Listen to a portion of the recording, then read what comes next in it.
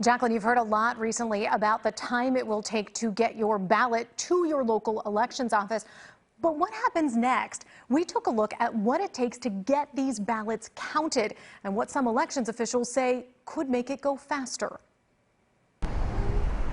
In Philadelphia, counting all of the city's votes for the primary took 2 weeks, part of the process captured on this live stream. Why did it take that long? Well, because we had, in Philadelphia, on election day, we had a large in-person voting, and we had a large mail-in voting, so we simultaneously had 2 elections. Lisa Dealey is chair of the Philadelphia City Commissioners, which handles elections in Pennsylvania's biggest county. They're now preparing for November and another wave of mail-in ballots. Do you think about that scenario where the country is waiting for Pennsylvania and maybe waiting for Philadelphia? That scenario keeps me up at night. She says voters need to manage expectations. To understand what could come next, we looked at state data from Pennsylvania's primary. Here's what happened. The day after the primary, only 3 counties were done counting mail-in and absentee ballots. By the end of the work week, 26 counties were finished. It took until the 17th for Bucks, Montgomery, and Philly. The last county reported finishing on the 22nd, almost 3 weeks after Election Day. The fall will be even busier when more voters tune in and turn out. Turnout in Pennsylvania was 33.5% for the primary.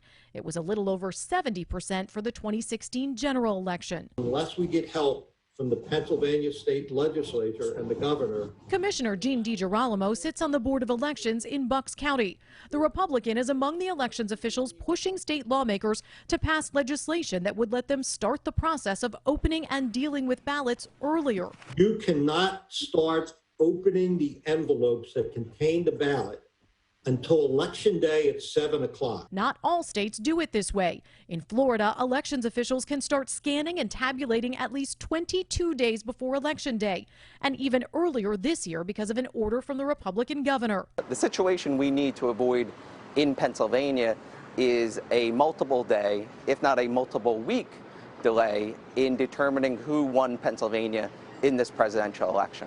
Pennsylvania State Representative Kevin Boyle is the Democratic chair of the State Government Committee. He's in favor of giving counties more time before Election Day to deal with mail-ins. Why wasn't this done before? Well, I think it gets down to COVID-19. Once the pandemic began, there was a rush on mail-in voting. The expectation at the beginning was, certainly in the first year of it, was that not a huge number of people would participate through the mail-in process. In fact, about half of voters who cast ballots in Pennsylvania's primary did so by mail. In Philly, Commissioner Dealey has some advice for the general election. As soon as you hear the words mail-in voting, if you want to be a mail-in voter, apply today. In Harrisburg, the legislature is controlled by Republicans, and I reached out to the Republican House caucus, and a spokesman tells me that it does agree that, quote, something must be done to ensure our elections are conducted safely and the integrity of the vote is protected. Now, lawmakers, they go back in session next week, and that spokesman tells me at this time they are working with the administration and the Senate still to reach an agreement on possible changes. I'm Lauren Make, NBC 10 News.